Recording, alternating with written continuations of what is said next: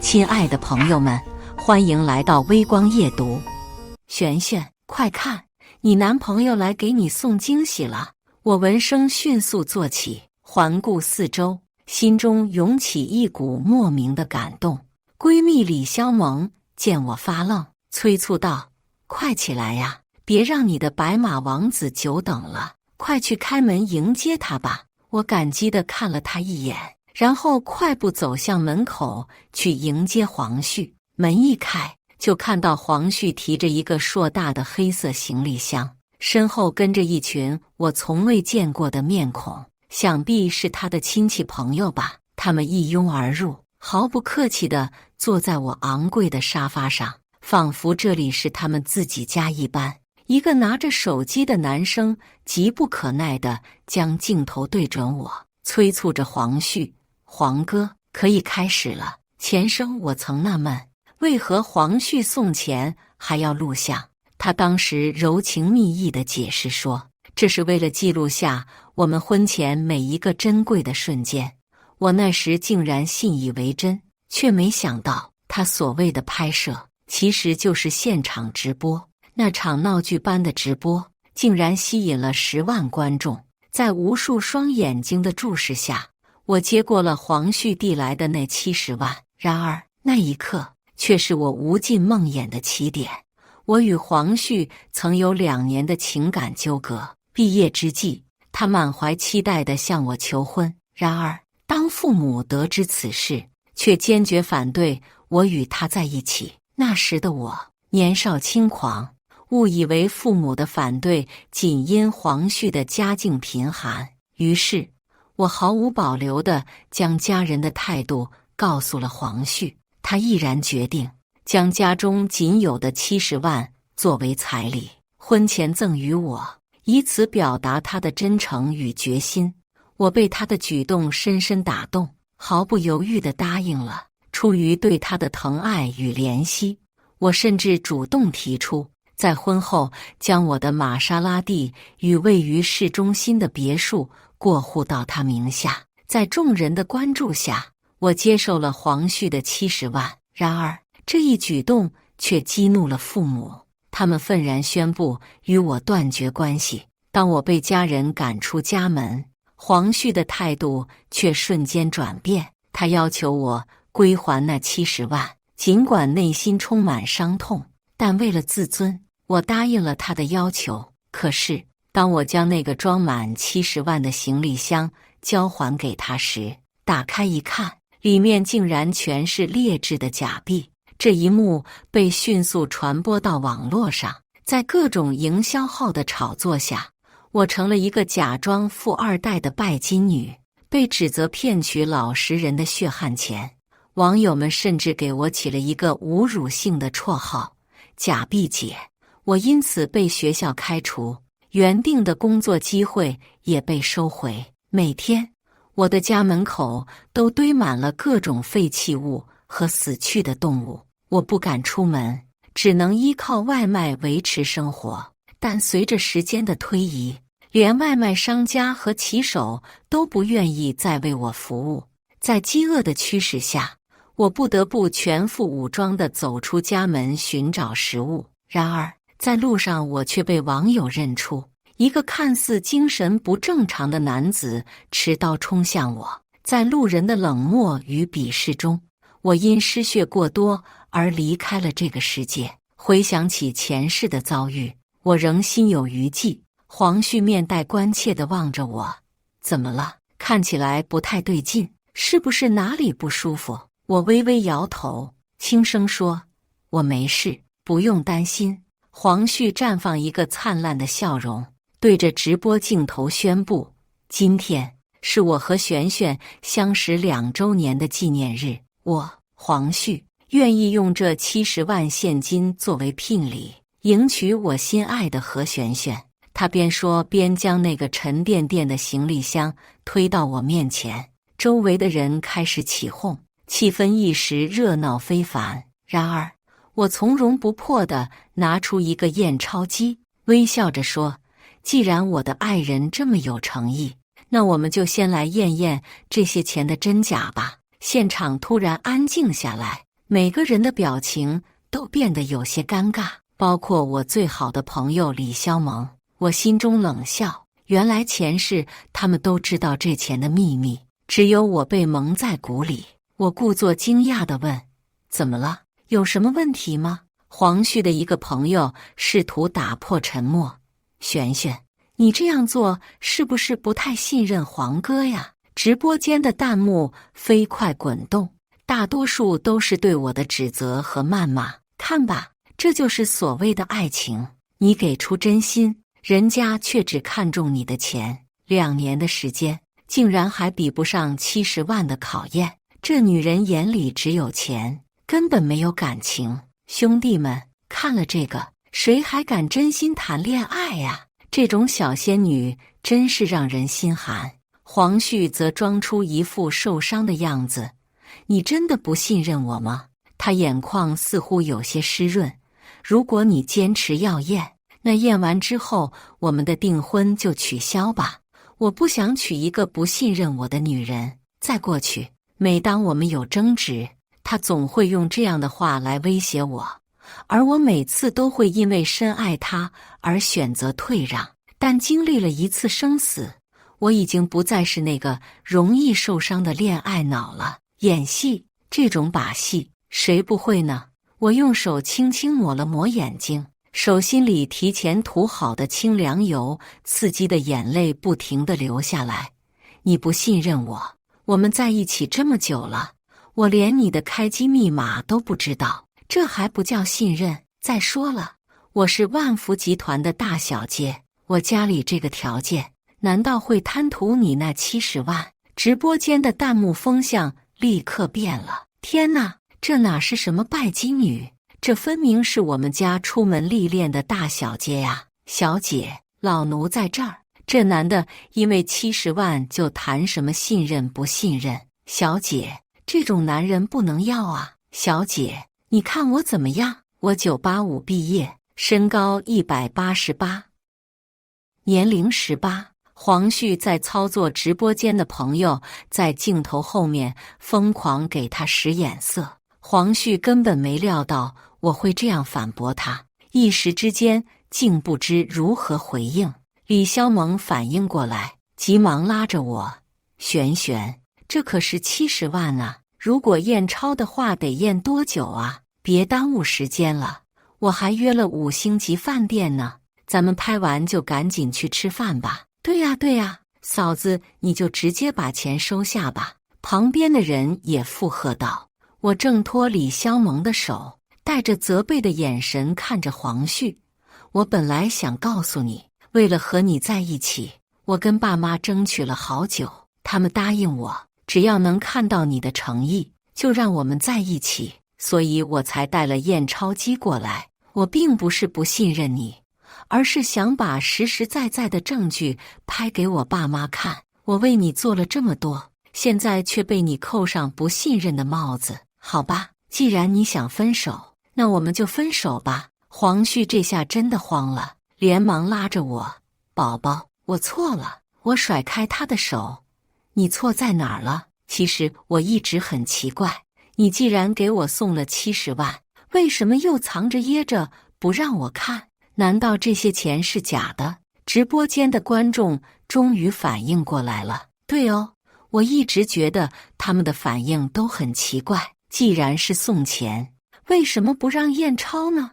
我老公给我买6000块钱的金手镯时，都恨不得把付款截图甩在我脸上。请大家明白，如果一个男人真的为你们挥金如土，他们会希望你们用放大镜去看每一个细节的。兄弟，你要是再不打开行李箱，我就只好叫你验钞哥了。黄旭瞥了一眼弹幕，牙关咬得紧紧的。不验钞，说明他肯定有鬼；验钞，那他的假钱就会直接暴露。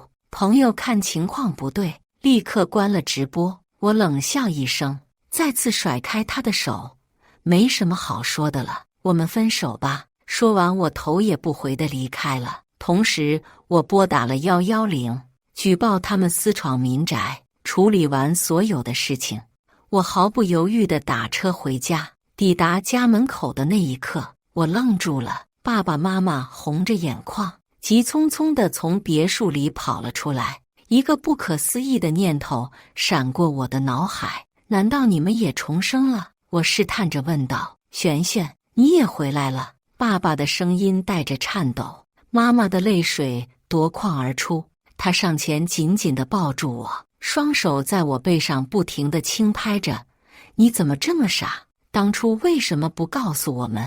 我们派去的人你不要，电话也不接，等我们从国外赶回来才知道。你知道我们有多痛心吗？我擦了擦眼泪。我当时想联系你们，可电话怎么也打不通。我以为你们还在生我的气。爸爸抹了一把脸，声音沙哑：你是我们的宝贝女儿，我们怎么可能舍得拉黑你？前世我与爸妈的关系彻底断绝，又成为了全网攻击的对象。那时我手足无措，因为从未经历过这样的风雨。我急忙给爸妈打电话，却听到了冷冰冰的关机提示音。李肖萌看着我，脸上露出为难的神色。也许你爸妈还在生气，就把你拉黑了。电话始终无人接听，我终于意识到自己真的被家人放弃了。那时李肖萌又告诉我，有人看到我爸妈出入代孕机构，我以为他们要重新开始，培养一个更出色的孩子。在自卑和伤心的驱使下，我与他们彻底断了联系。然而在爸妈的叙述中，真相却截然不同。前世爸妈虽然公开表示与我断绝关系，但那只是为了揭穿黄旭的真面目。之后他们因国外分公司的紧急业务出国谈判，他们没想到黄旭会如此狠心，趁他们不在，将我推入了万劫不复的深渊。那笔生意对新公司的存亡至关重要，他们分身乏术。爸妈在知道所有真相后，决定派他们最信任的金牌助理回国来照顾我。但出乎意料的是，金牌助理刚到公寓门口，就被李肖萌以我不想见任何人的理由赶走了。爸妈焦急地给我打电话，但始终无法接通。他们无奈只能放弃手头的生意，连夜赶回国内。可惜还是晚了一步。我们三人围坐在一起，妈妈满脸怒容。李肖萌这个忘恩负义的东西，要不是他插手，你怎么会？我绝对不会放过他。爸爸也愤怒地附和：还有黄旭这个混蛋，我一定要让他们付出代价。我轻轻握住爸妈的手，示意他们冷静。爸妈，别急，我们不能做违法的事，但是我们可以用他们的方法来反击。我要让他们为曾经对我做过的事付出应有的代价。虽然验钞的风波已经过去，但由于没有让大家亲眼看到行李箱里的假币，黄旭还心存侥幸。这几天他不停地给我打电话，但我一个都没接。直到第7天，我才决定接他的电话。黄旭的声音透露出激动：璇璇，你终于接电话了。对不起，那天是我错了，那70万是真的，我只是因为你说要验钞，觉得有点不信任我，一时冲动做错了事，你能原谅我吗？在爸妈的注视下，我故意眨了眨眼睛，带着委屈的声音说：其实我是相信你的，但这件事影响太大了。我爸妈说，我们需要双方家长见面后再做决定。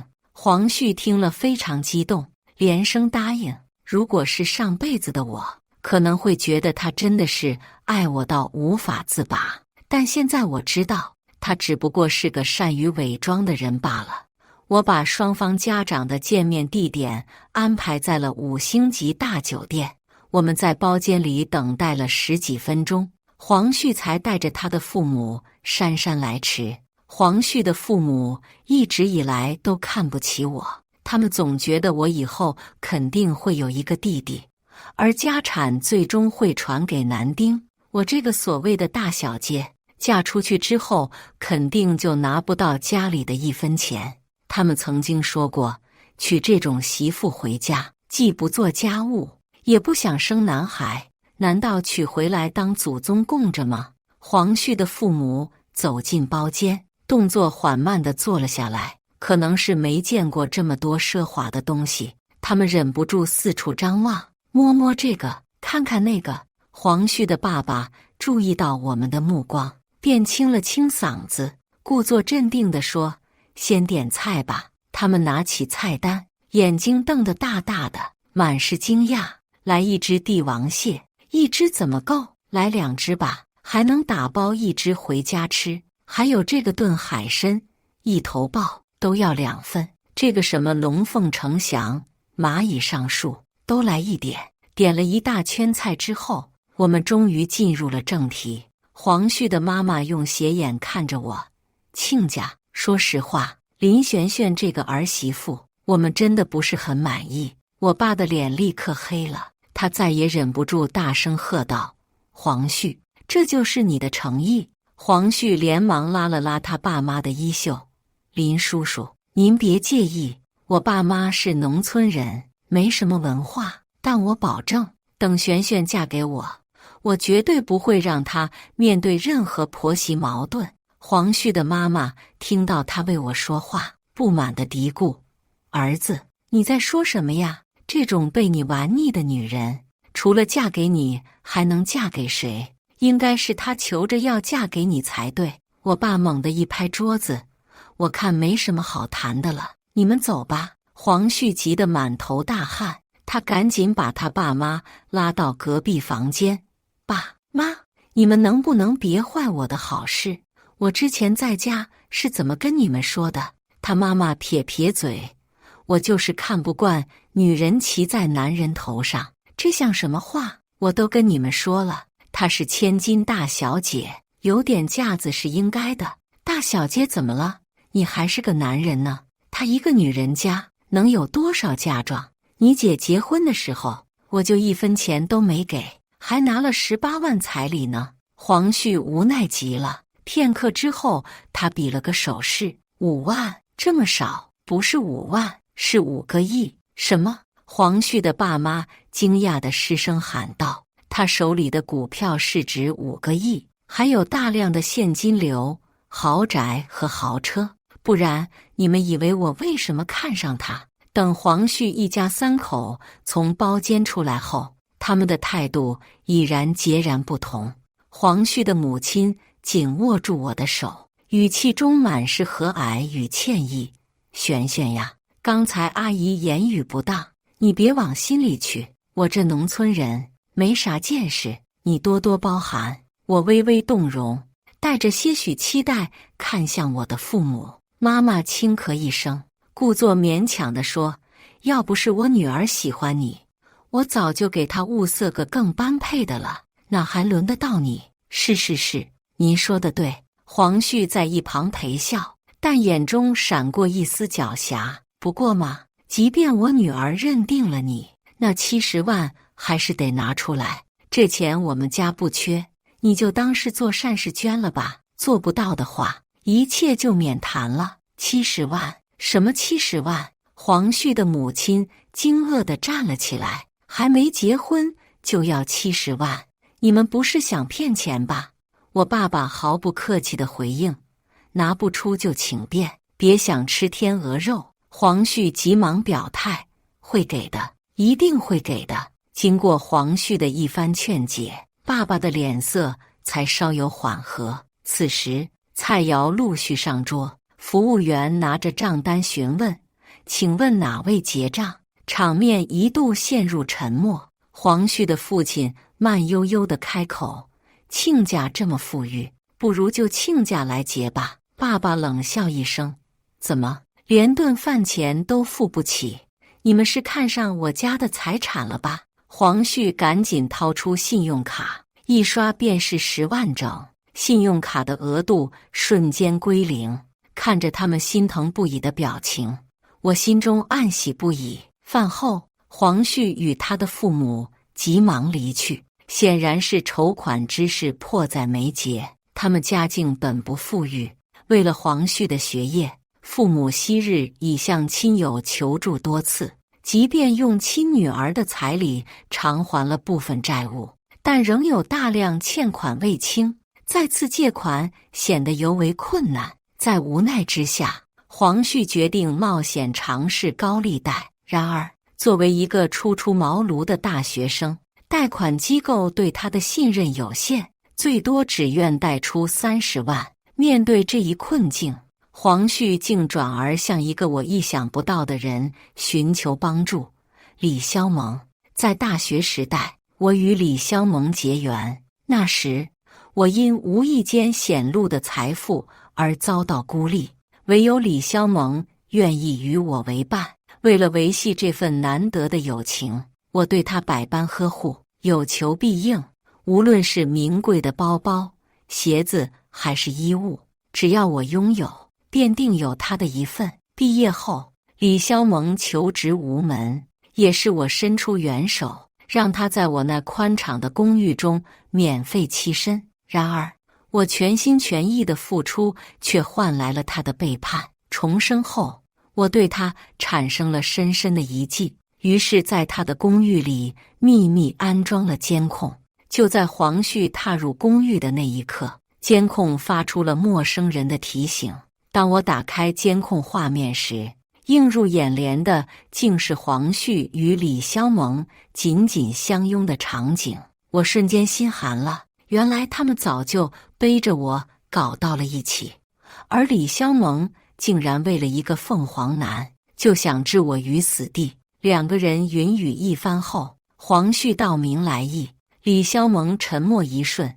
之前林璇璇送了我一些东西，实在不行，先把这些卖了。黄旭一脸感动，肖萌，你放心，我最爱的永远是你。等我娶到林璇璇，到时候她的就是你的。李肖萌眼睛泛红，你个死鬼，不枉我当初设局让大家孤立林璇璇，要是没有我撮合，你们怎么可能在一起？咱们可说好了，你只喜欢他的钱，等拿到林家的财产就娶我。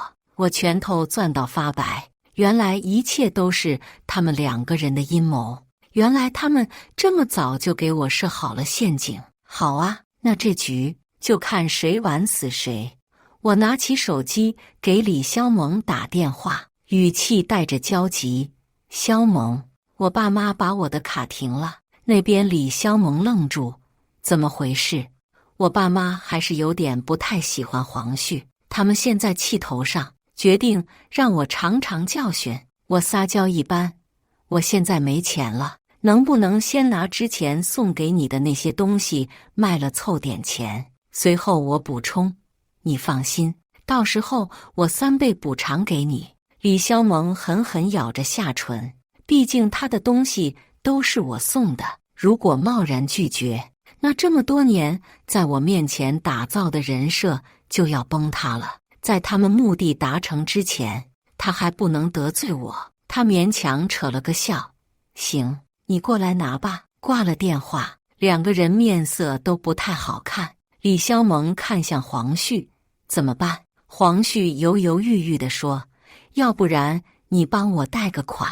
但是李肖萌没有工作，正经贷款拿不下来，黄旭只好带李肖萌去找给他放高利贷的人。那边一听是个女的，便说女的只能办裸贷，但是可以贷40万，不多不少，正好凑够了70万。李肖萌答应了。黄旭拿到70万后，迫不及待地找上门。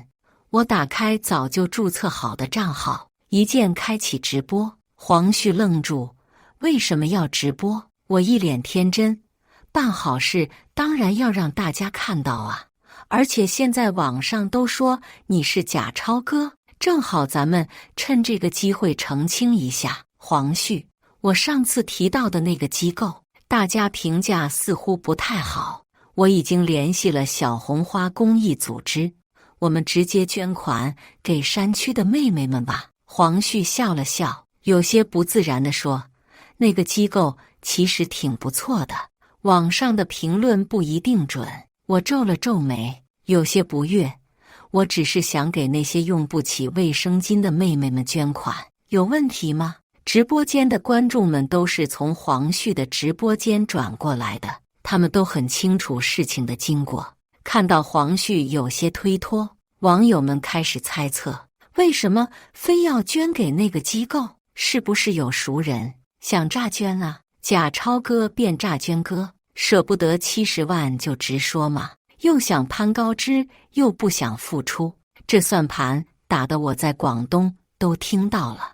我赶紧为黄旭辩解，你们别这样说我男朋友，他肯定会捐款的。黄旭被逼到了墙角，只能苦笑，听你的，都听你的。最后黄旭交了钱，拿到了捐款证书，弹幕上满是嘲讽，诈捐哥看起来都快哭了，70万就这样没了，哈哈哈哈哈！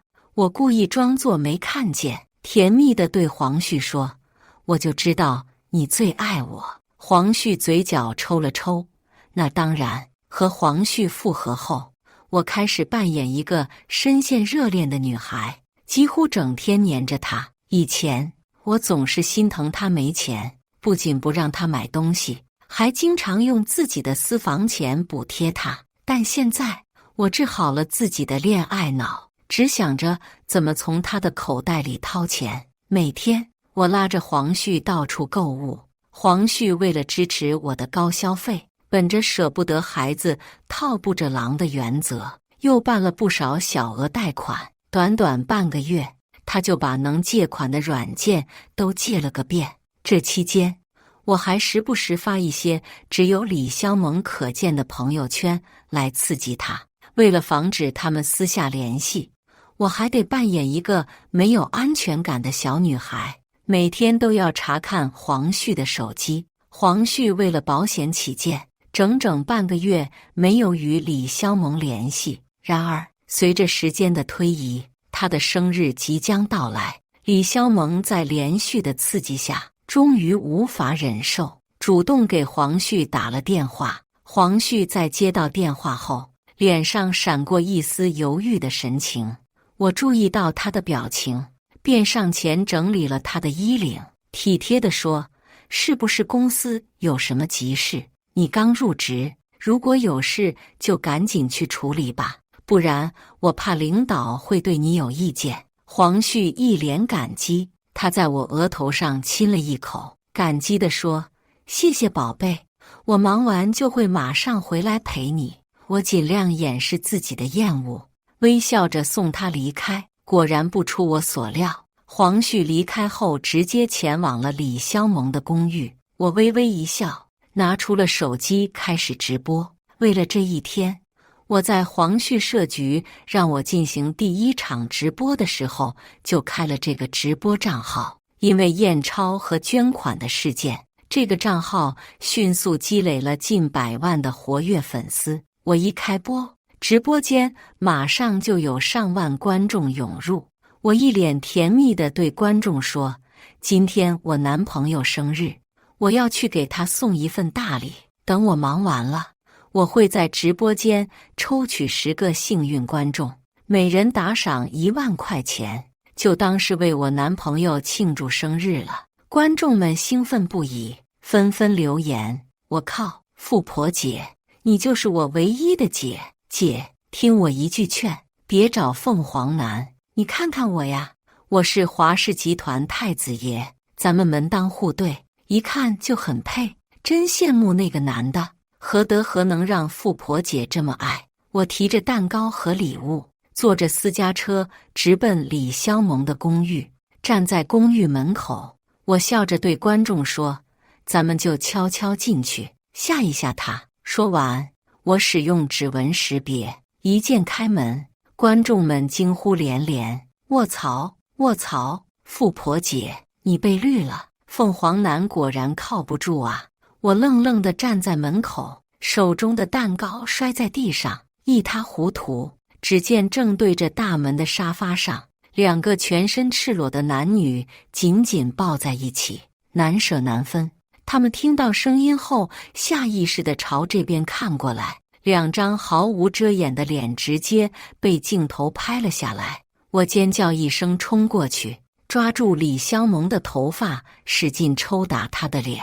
李肖萌，我对你这么好，这么多年，在你身上花了几百万，你说没钱，我给你打钱。你的鞋子、包包、衣服都是我花钱买的。你说找不到工作，我让你去我公司上班，你没地方住，我让你住在我的公寓。你说没车开，我把玛莎拉蒂都送给你开。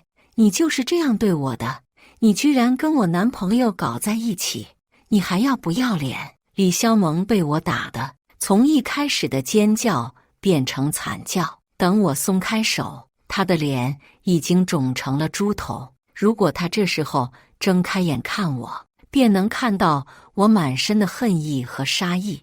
旁边的黄旭连忙给自己穿上内裤，我冲过去一脚踹在他的子孙根上。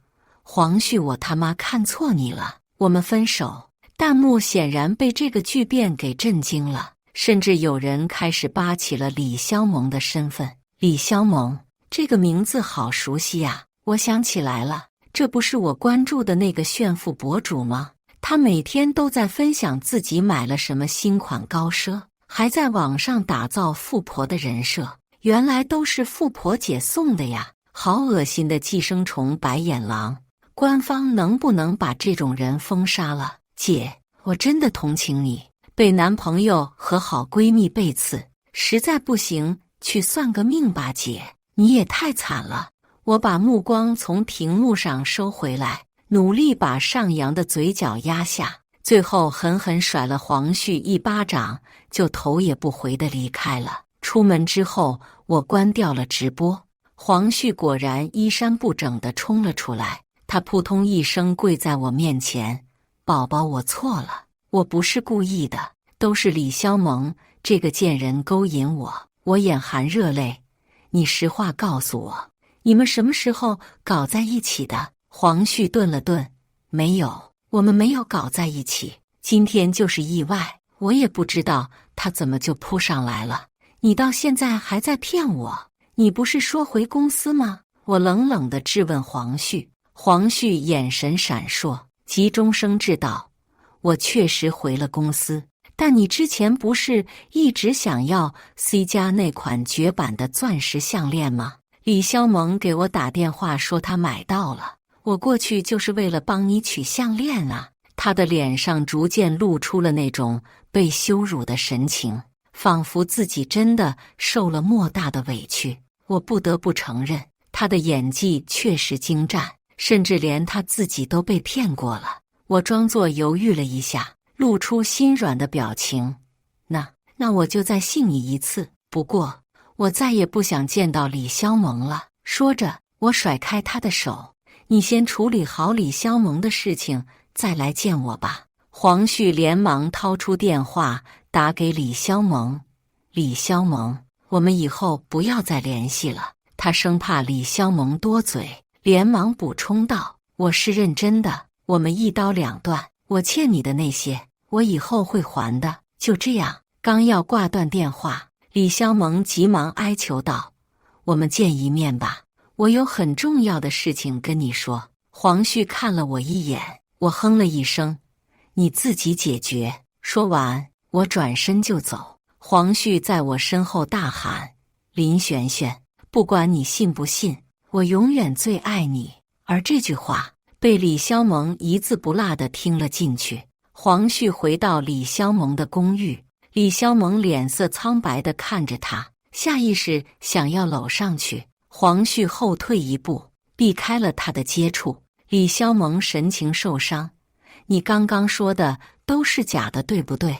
都是为了稳住那个贱人，不是？”黄旭冷漠地说：“其实我早就想跟你分手了。我坦白跟你说，林璇璇长得比你好看，身材比你好，家里比你有钱，她很单纯，跟她在一起我没有一点压力，不像你只会催我做这做那。跟林璇璇这种人谈恋爱，没有人会不喜欢她。”李肖萌突然嘶吼道：“可是我怀孕了！”她满脸泪痕，瞪大眼睛盯着黄旭，仿佛要从他脸上找出一丝动摇。然而黄旭只是皱了皱眉，声音更加冰冷：“那就打掉啊，只是一个胚胎而已，我给你转5000块钱，算是补偿。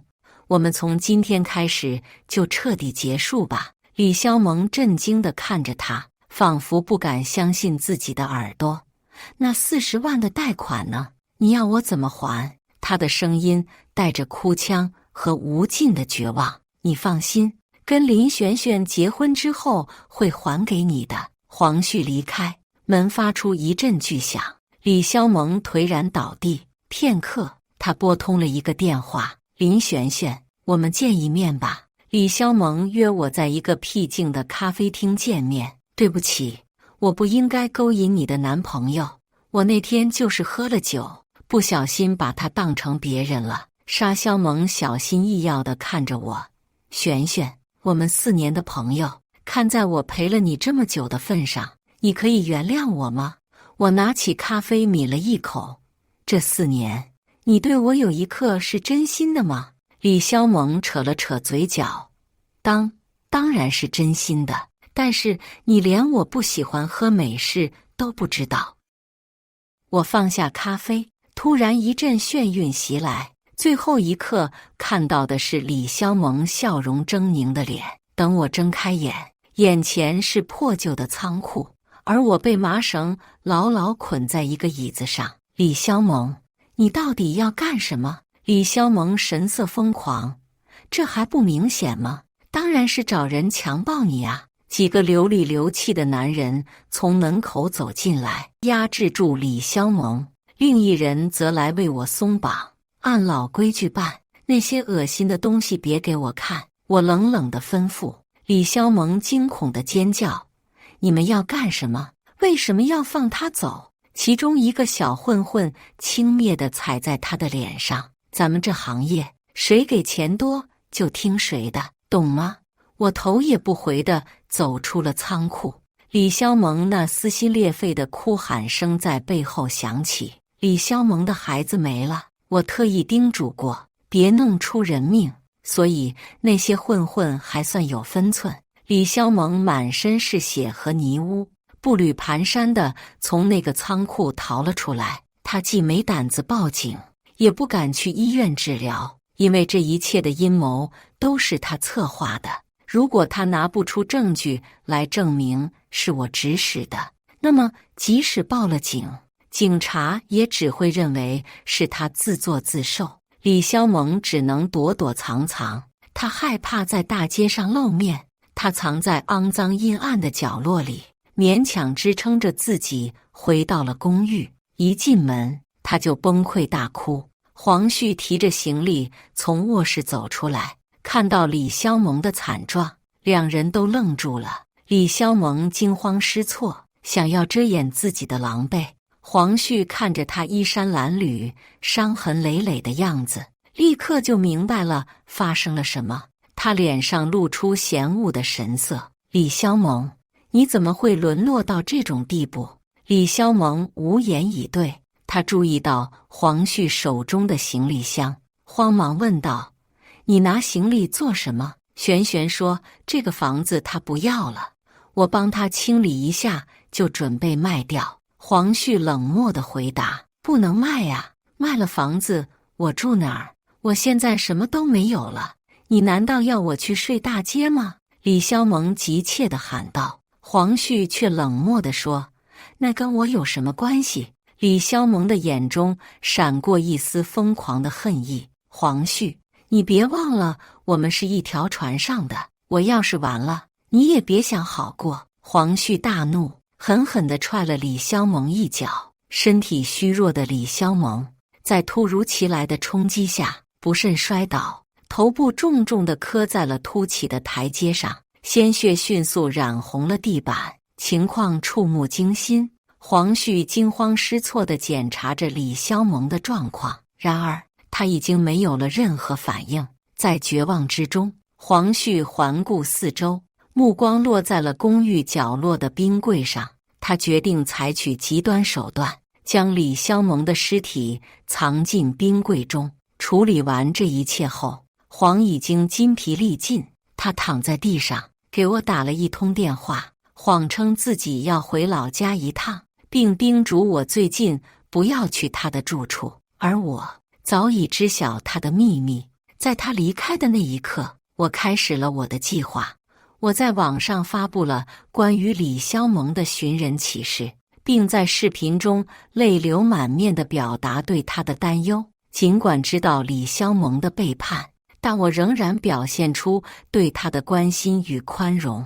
这一举动引起了网友们的同情和支持，他们纷纷表示要帮助我寻找李肖蒙。很快，一个自称是李肖蒙哥哥的人联系了我，并约我出来见面。为了安全起见，我选择了商场作为见面地点，并开启了直播。当我看到那个穿着黑色衣服、戴着鸭舌帽的男人向我走来时，我的心跳加速，汗毛直立。尽管看不清他的脸，但我却一眼认出了他，那个在上辈子杀死我的男人。我瞬间明白，上辈子的死并不是意外，而是李肖蒙精心策划的阴谋。他始终想要我的命，即使在我已经身败名裂之后。我深吸一口气，试图平复激动的心情。我迎上前去，问道：“你就是李肖蒙的哥哥吧？你知道李肖蒙经常去什么地方吗？”李肖蒙在城里只有一个住处，你去找过吗？他沉声问道。我摇摇头。那天吵架之后，我就让他搬出去了。昨天我男朋友去搬家，也没说碰到过李肖蒙。博主，快去看看吧。说不定他们真的有什么呢？我的脸色微微一变，怎么可能？我男朋友说了，只是误会。再说，我都准备把房子卖掉了，你也太天真了。现在过去看看，说不定还能发现些什么。李肖蒙的哥哥声音略显沙哑，我们还是去看看吧。我有些不情愿地跟在他身后，一起来到了小区楼下。就在这时，本应该回老家的黄旭突然出现了，他面色难看地问：“你们在干什么？”我撅了撅嘴：“肖蒙不见了，我想找一下他。”黄旭努力挤出一个笑容：“那种女人，你理她干嘛？听话，别找了，找她说清楚不好吗？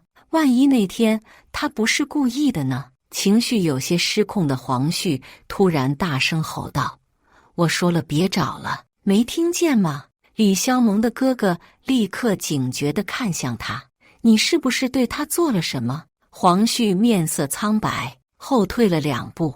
我怎么可能？直觉告诉我，这男的反应不对。博主，别去看了，我建议你直接报警。报警吧，事情不简单。等等，我想起来了！我突然大喊一声。黄旭紧张地看着我，眼中充满了希望。我拿出手机，我在家里装了监控啊，看看不就知道了。说着，我开始操作手机，准备查看监控录像。黄旭突然扑过来，想要阻止我，但被李肖蒙的哥哥紧紧掐住了喉咙。我点开监控录像，把时间一点点往前拉。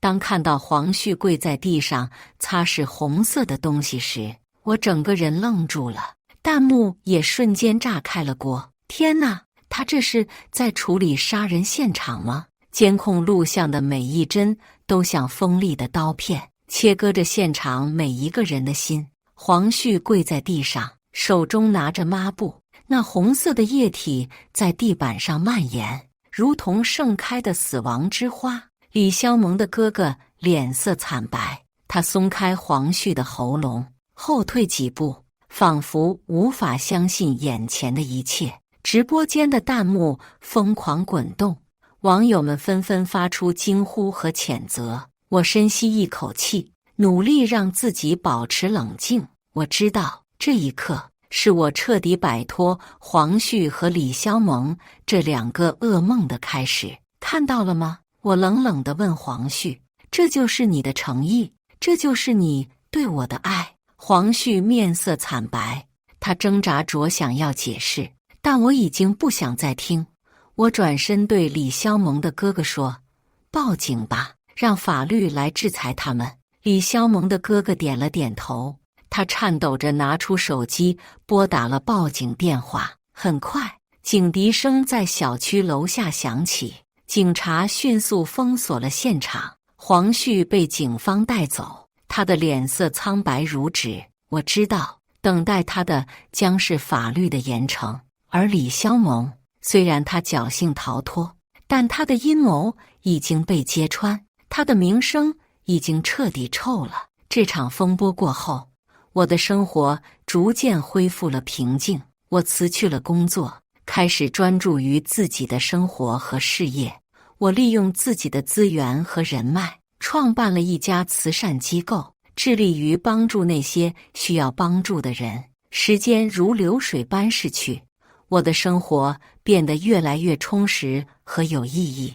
而黄旭和李肖蒙，他们的事情已经成为了过去，我再也没有提起过。直到有一天，我在慈善晚会上遇到了一个年轻有为的企业家，他温柔体贴、善良正直，让我重新相信了爱情。我们相识、相恋，最终走进了婚姻的殿堂。我的婚礼上，亲朋好友齐聚一堂，共同见证了我人生中最幸福的时刻。我站在舞台上，看着台下那些熟悉的面孔，心中充满了感激和幸福。我知道这一切都是值得的。虽然我曾经经历过痛苦和磨难，但正是那些经历让我变得更加坚强和成熟。如今的我拥有了属于自己的幸福和美好未来。感谢大家的观看。本期影片大家觉得是第一个故事精彩，还是第二个故事精彩呢？欢迎大家在下方评论区讨论。如果你喜欢这类故事，记得点击订阅微光夜读，并分享给更多的人，这会对我帮助很大。再次感谢大家的观看。